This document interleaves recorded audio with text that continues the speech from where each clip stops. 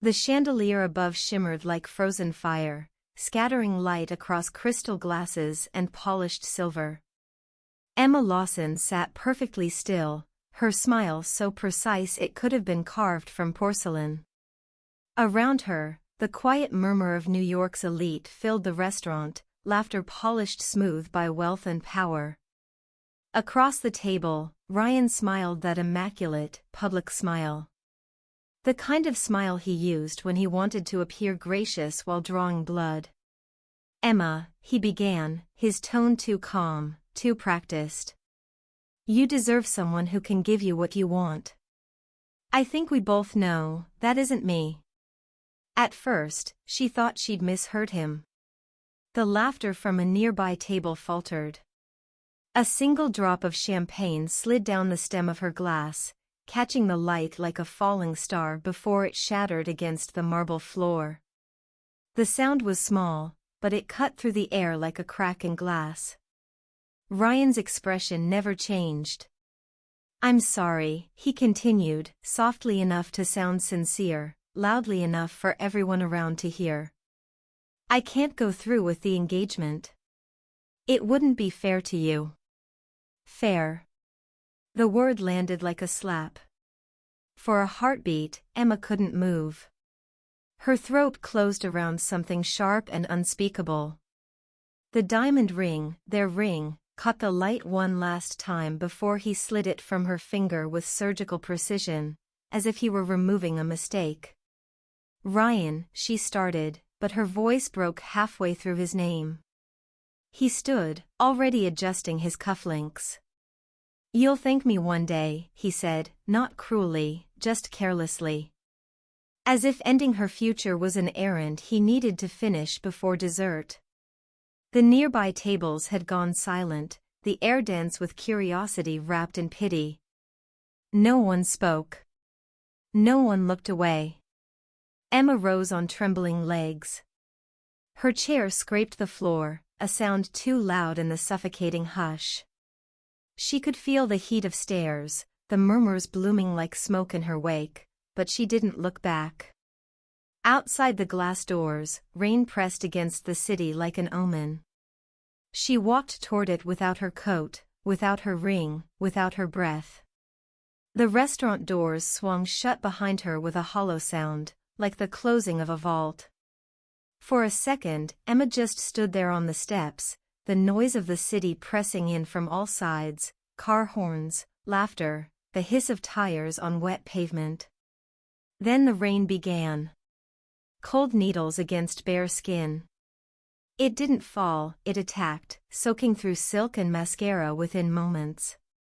People rushed past with umbrellas and lowered heads, and not a single one looked at her. Maybe they knew. Maybe everyone already knew. Her breath came in short, uneven bursts. Inside, she'd kept her face calm, chin lifted, her mother's voice still echoing in her head, "Never let them see you fall." But now, out here, in the raw wet dark of the street, that rule was useless. She started walking, heels slipping against the slick sidewalk. She didn't know where she was going, only away. Away from the eyes, from the whispers, from the way Ryan hadn't even had the decency to look guilty. He'd sounded relieved. Her hand went to her finger, the one that felt strangely light without the ring. The diamond had been her mother's favorite topic, a promise to the family. She almost laughed. A promise that had just shattered between a dessert fork and a glass of wine. The rain made it impossible to see, but it couldn't hide the sting in her throat. Anger was easier than heartbreak, it burned cleaner. "You deserve better, Emma." His words repeated in her mind, each one emptier than the last. He hadn't set her free, he'd humiliated her, publicly, deliberately. He'd ended her like a transaction. Her phone buzzed in her purse. She didn't need to check. Her mother would already be crafting damage control, her father probably pretending not to care. Emma pressed her arms around herself, shaking from more than the cold. The water was running down her neck, along her spine, but she didn't stop walking. She kept seeing their faces, the guests turning to watch, the pity behind the polite smiles. In her world, pity was worse than cruelty. It meant she'd lost status, lost face, lost control. Her steps grew heavier. The streets around her emptied, the shop windows dark, the rain relentless. Her heels finally caught in a crack, she stumbled, catching herself on a lamppost. For a moment, she couldn't breathe. Her chest ached like something had split open inside her. She leaned against the cold metal, rain dripping from her lashes, her breath fogging in the chill air. This was what it felt like, to be discarded, exposed, small. And yet she didn't cry. She couldn't. The tears were there, burning behind her eyes, but pride kept them from falling. When she finally looked up, the streets were deserted. Her reflection in a puddle stared back at her, pale face, smeared lipstick, eyes that didn't look like hers anymore. A faint laugh echoed from somewhere down the block, the cruel, distant laughter of strangers who'd never know her name but would repeat her story. Emma turned away, her pulse trembling in her throat. She stepped into the intersection without caring about the light. The rain poured harder, drumming on glass and asphalt, swallowing the sound of her breath. In that moment, she stopped being Emma Lawson, the daughter, the fiancée, the polished socialite. She was just a woman standing in the rain, holding herself together by sheer will. She didn't notice the car pulling up at the edge of the street. Not yet. Headlights cut across the empty intersection, scattering light through the rain. Emma stopped, blinded for a moment. The black car slowed, its tires hissing on wet asphalt before coming to a perfect, deliberate halt. The door opened. A tall man stepped out, no umbrella, no hesitation. He moved with the kind of control that made the chaos around him seem irrelevant. Even drenched, he carried himself like someone who was never caught unprepared. Emma's first instinct was fear. She took a step back, clutching her purse tighter against her chest. Her pulse hammered in her ears, loud as the rain. "Miss," the man said, his voice low, steady, unmistakably sure of itself. "You shouldn't be standing here." She hesitated. "I'm fine." He looked at her, really looked. Not like a stranger assessing a lost woman, but like someone reading a file already half-written. "You don't look fine." The words weren't cruel, just factual. He shrugged out of his leather jacket, extending it toward her. She shook her head. "I don't need." He closed the distance by a single step. The rain ran down his face, over the dark line of his jaw, but his eyes stayed fixed on hers. "Take it." There was something in his tone, not authority, exactly, but inevitability. Her fingers moved before she decided, and suddenly the jacket was around her shoulders. It smelled faintly of smoke and clean leather. Heavy. Warm. He studied her face. "Who hurt you?" The question sliced through her. Simple. Direct. Dangerous. "No one," she said quickly. Too quickly. He tilted his head, rain sliding off his hair. "That's not true." Emma looked away, trying to steady her breathing. Her throat burned. "You don't know me. I saw what happened back there." Her head snapped up. "You were in the restaurant?" He didn't answer right away, only watched her, expression unreadable. Some things shouldn't happen to anyone. Especially not like that. Something in the way he said it made her chest tighten, as if behind the calm there was anger, quiet but deadly. "I don't need your sympathy. I didn't offer any." He glanced down the street, then back at her. This part of the city isn't safe at night. You should let me drive you home. I don't want to owe anyone anything. That's not what I'm offering. She blinked, unsure what he meant, and uneasy at how steady his eyes were. He didn't seem like a man used to hearing no. I'm not going home, she said at last, her voice cracking. His expression softened almost imperceptibly. Then at least get out of the rain. You're freezing. He took a small step closer, his presence radiating quiet power, the kind that filled the space without force. It's a short drive, he said. You can call someone. Or not. But you shouldn't be alone out here. For a moment, neither of them moved. The rain poured harder, turning the street into a mirror of lights. Emma's pride told her to walk away, but exhaustion held her in place. Why are you doing this? She whispered. He hesitated, the first real hesitation she'd seen. Maybe because someone should. There was no charm in it, no practiced kindness. Just the calm certainty of a man who was used to stepping in and being obeyed. She looked at the car. Then at him. The jacket was heavy on her shoulders, his warmth clinging to her skin. Every instinct screamed to refuse. But her body didn't move. The stranger opened the passenger door and waited, rain cascading over him like he didn't notice. And though she didn't understand why, Emma took a step toward him, not out of trust, but because somewhere deep inside, she'd already sensed it. This man could destroy her life, or save it.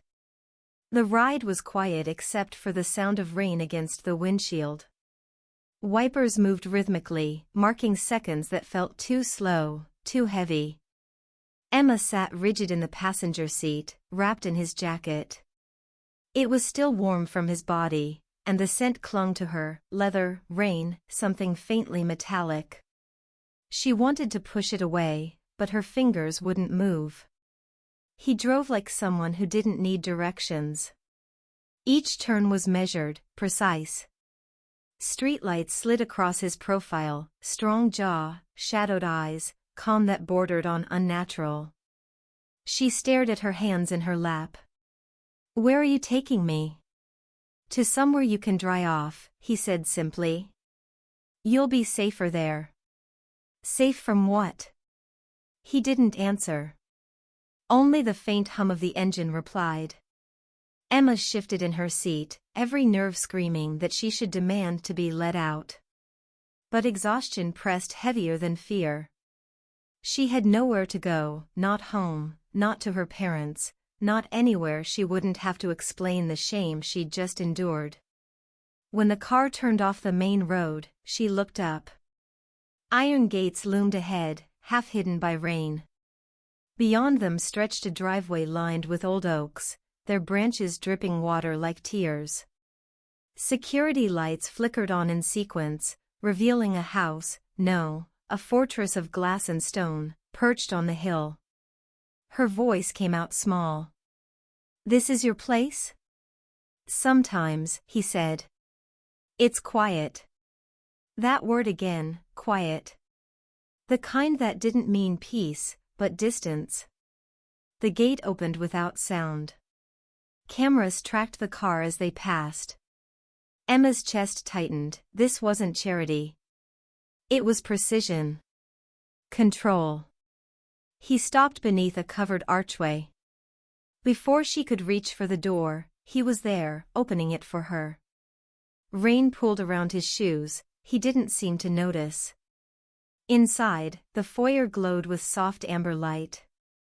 The air smelled of cedar and expensive silence. Polished floors, dark wood, a single painting on the wall, everything immaculate, everything deliberate. Wait here. He disappeared down a hallway. Emma stood motionless, the drip of water from her hair echoing in the stillness. The house felt vast, but not welcoming, like a place designed to keep things in, not out. He returned with a towel and a glass of water. Drink. I'm fine, she said, voice trembling. You said that on the street. He handed her the glass anyway. She drank, because refusing felt dangerous. He watched her quietly, leaning against the doorway.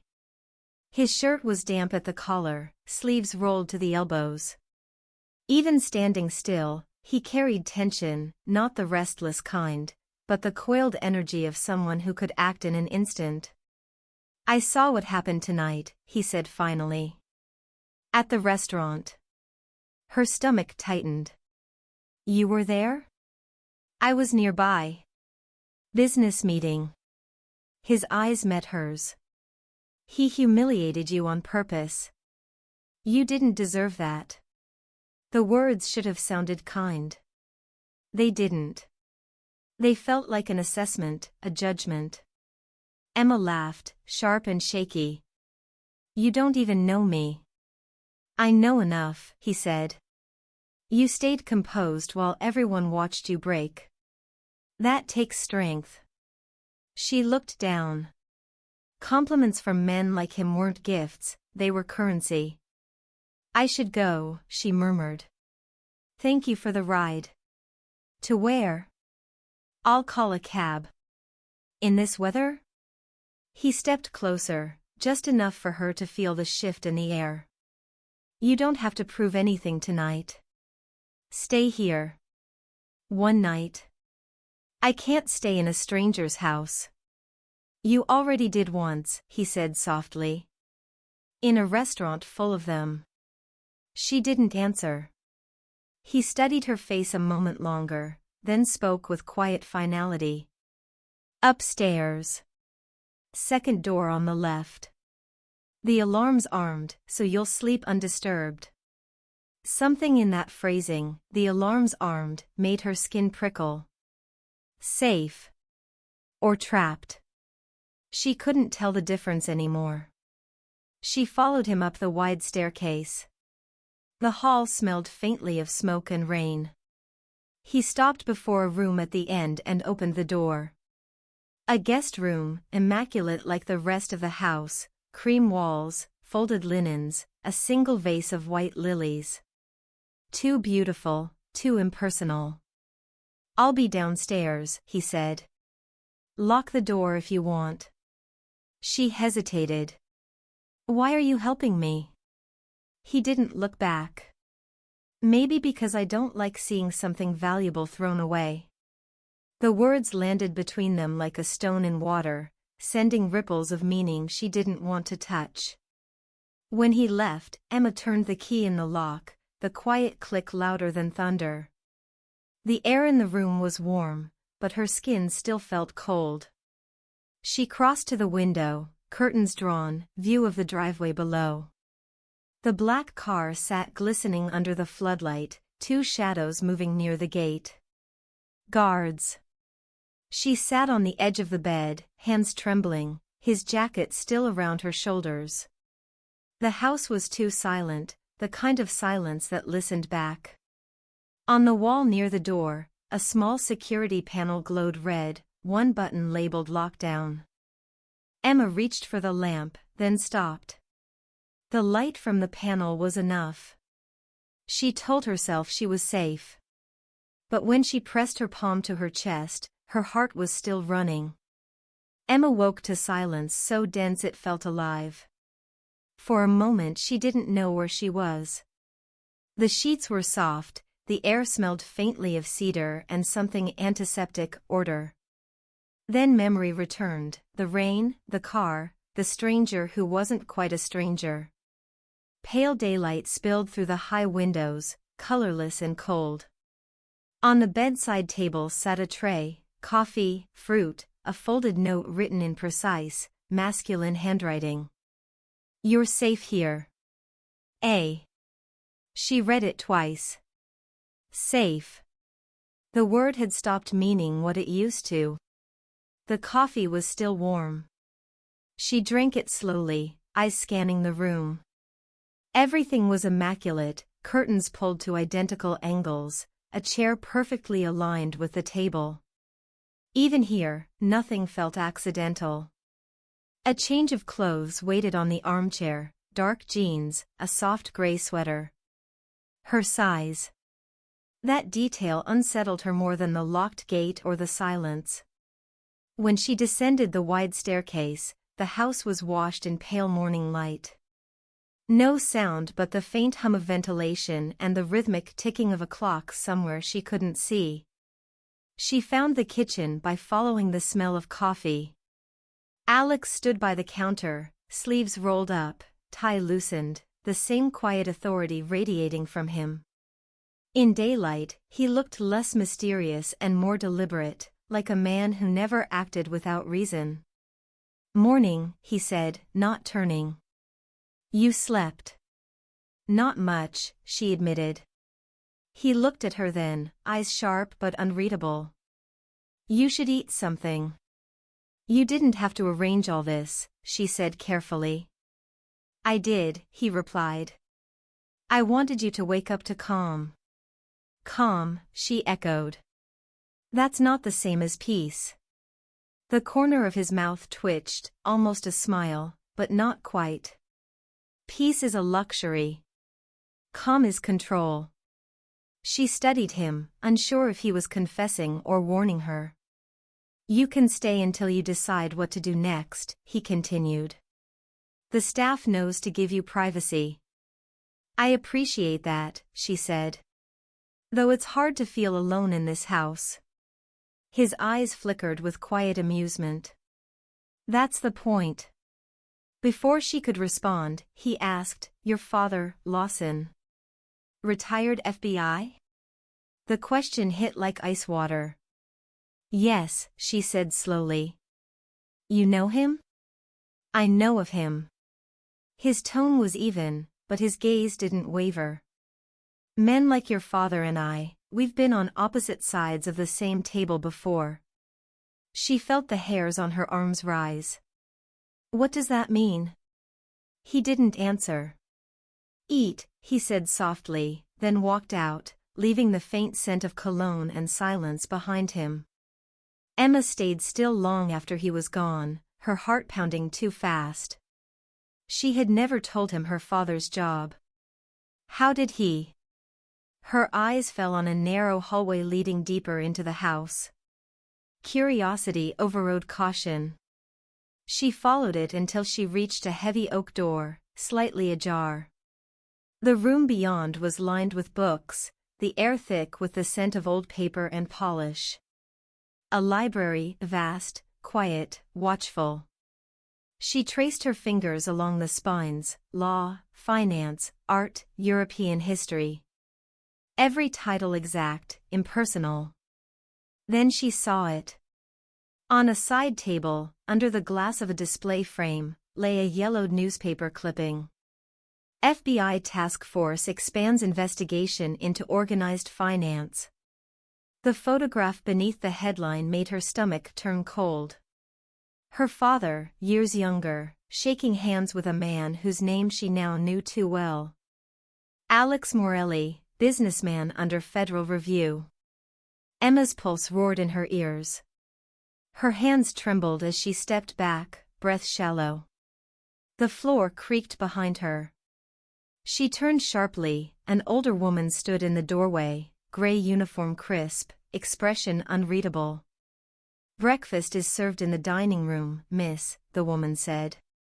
"Thank you," Emma managed, her voice too thin. The woman inclined her head. "Mr. Morelli prefers to know where everyone is." Then she turned and disappeared down the hall. Emma exhaled only after she was gone. Her palms were damp. "Mr. Morelli." Hearing it spoken aloud by someone else made it real, too real.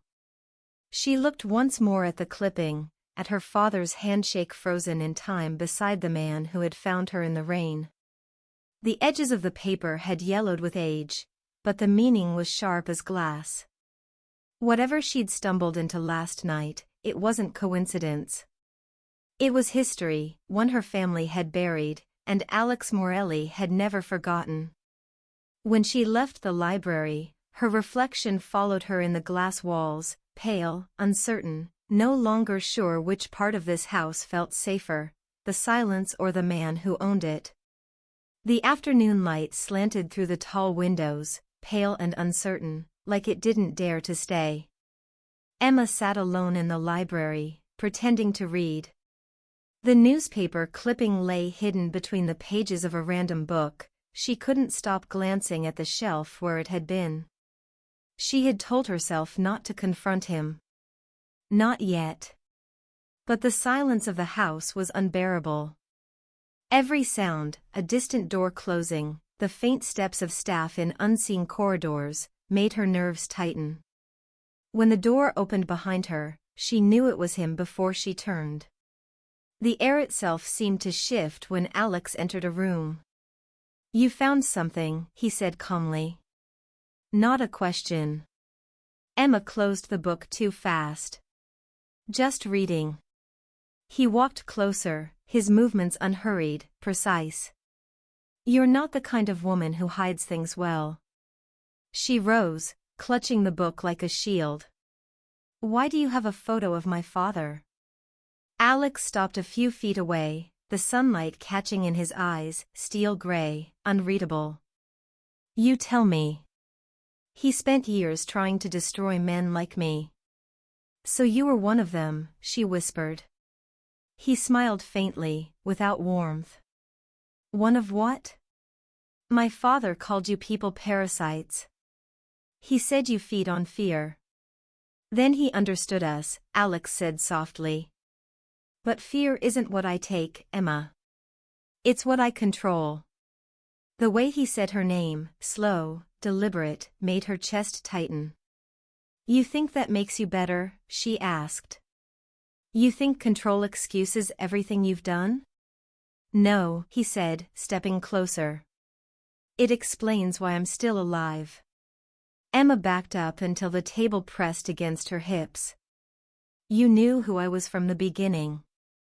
"I suspected," he admitted. "But I didn't know you'd end up in my path that night." "Liar," she snapped. "You don't do anything by accident." He didn't flinch. "Maybe not. But I didn't plan what happened between us." "There's nothing between us." "Then why are you shaking?" She froze. The distance between them had vanished. He stood close enough that she could see the faint scar near his collarbone, the pulse in his throat. "Because you scare me," she said quietly. "Good," he murmured. "Fear keeps you honest." Her breath caught. For a moment neither moved. The tension wasn't violence, it was something deeper, heavier, impossible to define. He reached out, brushing a strand of hair from her face. The touch was careful, almost tender, but his control made it more dangerous than any threat. "I don't want your fear," he said finally. "I want your truth." "What truth?" "The one you hide behind that anger." His gaze held hers, unrelenting. "You hate what I am, but part of you wants to understand it." "That's not true." He leaned closer. "Then look me in the eye and tell me you don't feel safer here than you did with him." She opened her mouth, but no sound came. The words died somewhere between denial and confession. Alex exhaled slowly, stepping back. "That's what I thought." The withdrawal hurt more than the closeness had. "You don't get to turn this around," she said. "My father." "Your father built his career chasing men like me," Alex interrupted, voice low, sharp. "And when he failed, he made enemies." "I didn't come after him, Emma. But others did." Her stomach twisted. "What are you saying?" "That maybe your father's ghosts aren't as buried as you think." He turned away then, walking to the window. The city stretched below the hill, distant and gray. His reflection merged with hers in the glass, two blurred figures bound by something they both wanted to deny. "Why tell me this now?" she asked. "Because you should know what kind of storm you walked into," he said. And because if I wanted to use you, I already would have. She didn't know whether that was comfort or a warning. When she finally spoke, her voice was almost a whisper. You're still lying to me. Maybe, he said without turning. But not about the part that matters. He faced her again, and in that look, she saw not the enemy her father had described, but a man carrying too many secrets, too much restraint. Dinner's at 8, he said softly. After that, you decide whether to stay or leave. He walked out, leaving the faint echo of his footsteps behind. Emma sank back against the table, trembling. Her hands still remembered the warmth of his touch. She should have felt violated, angry, anything but this electric confusion curling under her skin. Outside, thunder rolled over the city, distant but closing in. The storm broke just before midnight. Thunder rolled through the hills, rattling the glass. Emma sat by the window in her room, watching lightning carve the sky above the city. The silence of the house had changed, it was no longer still, but waiting. Then she heard it, distant voices, hurried footsteps below. A crash. The lights flickered once, then steadied. Her heartbeat stumbled. She opened the door and stepped into the corridor. At the far end, Alex appeared, shirt undone, gun in hand. Back in your room, he said sharply. What's happening? Stay behind me. The sound came again, the dull thud of a door forced open downstairs, followed by shouts in Italian she couldn't understand. Alex moved fast, his calm absolute, every motion rehearsed. The sight of him, focused, lethal, terrified her more than the noise below. He turned briefly, meeting her eyes. No matter what you hear, don't move until I come for you. But when he disappeared down the stairs, she couldn't stay still. The smell of gunpowder reached her before the first scream. She followed. The hall was filled with smoke, men in black firing toward the entrance. Alex stood in the center of it, unflinching, returning fire with precision that was almost graceful. One of the intruders fell, another fled into the rain. When it was over, the silence returned, this time heavy, metallic. Alex lowered his gun, his shirt splattered with blood that wasn't his. I told you to stay upstairs. She couldn't speak. He crossed the distance, gripping her shoulders. Look at me, Emma. Her eyes found his. The fear broke, replaced by something rawer, understanding. You were right, she whispered. It was never coincidence, was it? He shook his head once. You walked into a war you didn't start. And now? He exhaled slowly. Now you choose. She stared at him, trembling. Choose what? Go back to your world, and live thinking none of this happened. Or stay. Stand beside me. And understand what it means to never be afraid again. Rain beat against the glass, thunder splitting the sky. Emma's voice was barely audible. I'm not afraid of you, Alex. I'm afraid of losing again. His expression softened, the briefest fracture in the armor. Outside, the first light of dawn crept over the horizon, bleeding through storm clouds. He reached for her hand. Then don't run, he said quietly. And for the first time, she didn't.